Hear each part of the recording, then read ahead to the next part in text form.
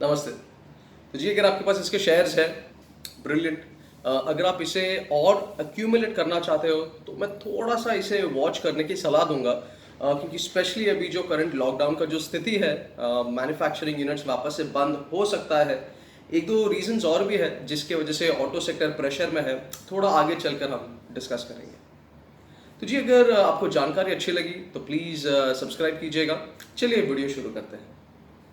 तो जी, बजाज ऑटो इन्होंने अपना चौथा तिमाही का रिजल्ट्स बाहर किया है। तो इनकी जो सेल्स है वो 26% से ऊपर है, 88,596 करोड़ पे। और इनका क्वार्टरली प्रॉफिट 14.5% से ऊपर है, विच इज़ 1,551.28 करोड़ से। कंपनी के स्ट्रेंथ्स के बारे में अगर हम बात करेंगे, तो कंपनी पे कर्जा बिल्कुल भी नहीं है।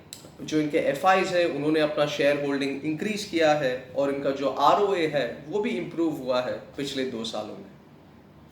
In terms of weaknesses, company का डी ग्रोथ है in terms of revenue and profit. Quarter on quarter में थोड़ा सा डिक्लाइन हमें देखने आ रहा है पिछले 2 सालों में।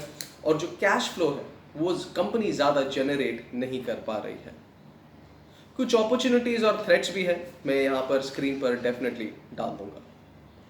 तो जी, अगर फाइनेंसेस के बारे में अगर हम बात करेंगे, तो कंपनी का जो पियोट्रोस की स्कोर है वो 7 का है। तो एक कॉन्फिडेंस डेफिनेटली लेके आता है कि हाँ, अगर आज भी अगर समझो बजाज शेयर का अगर प्राइस नीचे गिर गया, तो डेफिनेटली 1 साल या 1.5 साल में ये वापस ऊपर या ग्रीन साइन डेफिनेटली देखेगा।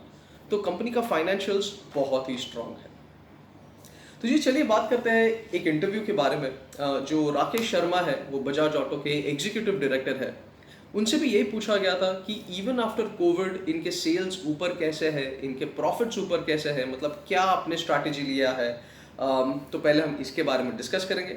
आगे जो FY22 या 21-22 का रोड मैप है, उसके बारे में भी थोड़ा सा हम जान लेंगे।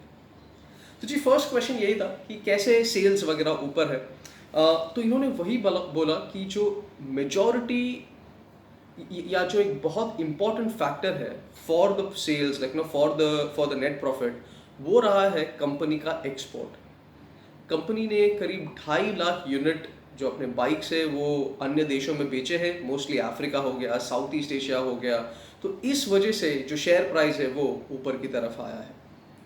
और अगर हम इंडिया के बारे में बात करें, तो यहाँ पर इन्होंने प्रीमियमाइजेशन पे ज़्यादा ध्यान दिया है। तो फॉर एग्जांपल, अगर 100 सीसी का बाइक है, तो फिर कस्टमर को 110 पे कैसे लेके जाए। अगर कोई 110 सीसी का बाइक यूज़ कर रहा है, तो 125 पे कैसे लेके जाए। तो इन टर्म्स ऑफ प्रीमियमाइजेशन यहाँ पर इनका ध्यान है। इस विषय में थोड़ा आगे चलकर भी हम डेफिनेटली बात करेंगे। फिर इनसे ये भी पूछा गया था कि इंडिया में क्या आपका इंडिया का क्या आपका लुक आफ्टर है, बिकॉज करंटली इनका भी यही मानना है कि because of export things are good, but यहाँ पर क्या। तो बहुत स्पष्ट तरीके में उन्होंने बताया कि बहुत अनक्लियर है इंडिया में ये कमिंग ईयर क्या होने वाला है। क्योंकि देखिए, बहुत ज़्यादा अनसर्टनिटी है। अगर अभी भी आप देखोगे, अनफॉर्चुनेटली केसेस राइज हो रहा है। ऑफ कोर्स रिकवरी भी है, जो बहुत अच्छी बात है।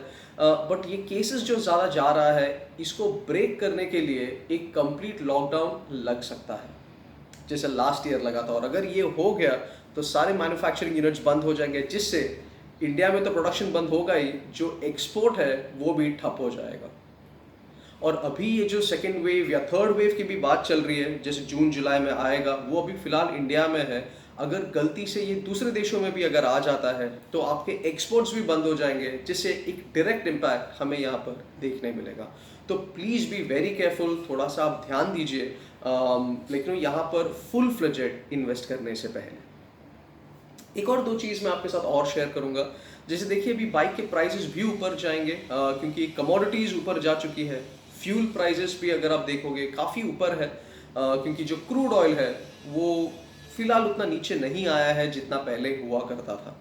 तो ये भी एक चीज़ है जहाँ पर हमें ध्यान रखना पड़ेगा। तो जी देखिए, कि इंडिया में ही अभी फिलहाल इतना एक ग्रे लूम क्यों है। अब जैसे देखिए, यहाँ पर रिक्शाज का बहुत ज़्यादा ट्रेंड है। और अगर आप देखोगे, 90% ऑफ द रिक्शाज आपको बजाज के ही दिखेंगे।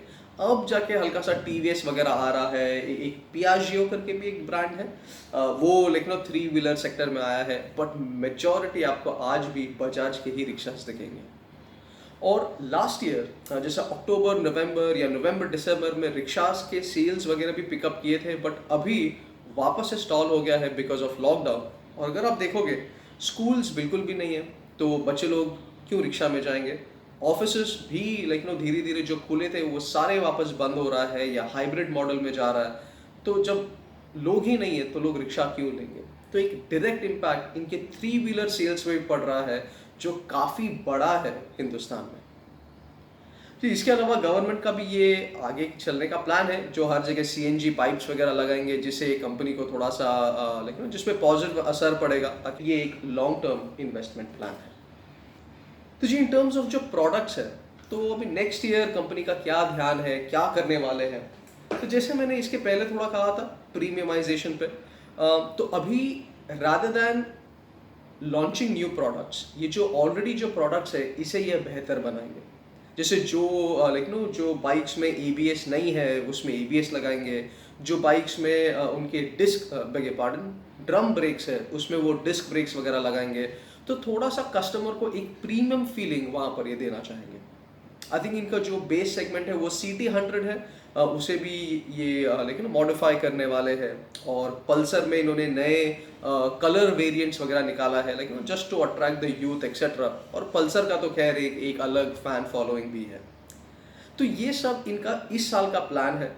और इसके अलावा बजाज चेतक, तो इलेक्ट्रिकल व्हीकल्स के बारे में भी पूछा था। अभी देखिए going forward EV is the way. तो चेतक जब इन्होंने लॉन्च किया था, फिलहाल सिर्फ बेंगलुरु और पुणे में है, तो इतना ओवरवेलमिंग रिस्पॉन्स आया कि उन्होंने पूरा बुकिंग्स बंद कर दिया है, क्योंकि ऑर्डर्स हो गए इनके।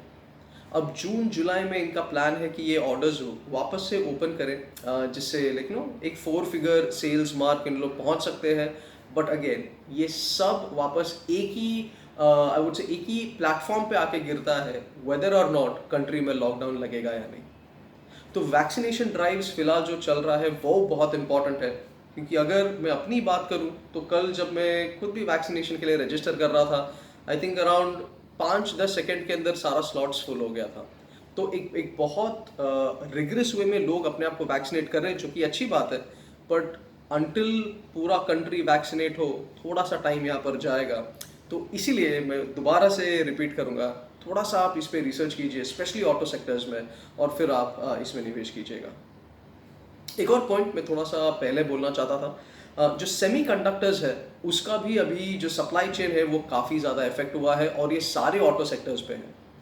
तो अभी अगर समझो एक्सपोर्ट या इंपोर्ट पे भी अगर पाबंदी लग जाती है, जैसे लास्ट ईयर था, कार्गो में सिर्फ दवाइयाँ वगैरह आएंगी या ऑक्सीजन सिलेंडर्स आएगा, ये सारे स्पेयर्स नहीं आएंगे, तो वापस से एक रेड जोन में ऑटो सेक्टर डेफिनेटली जाएगा।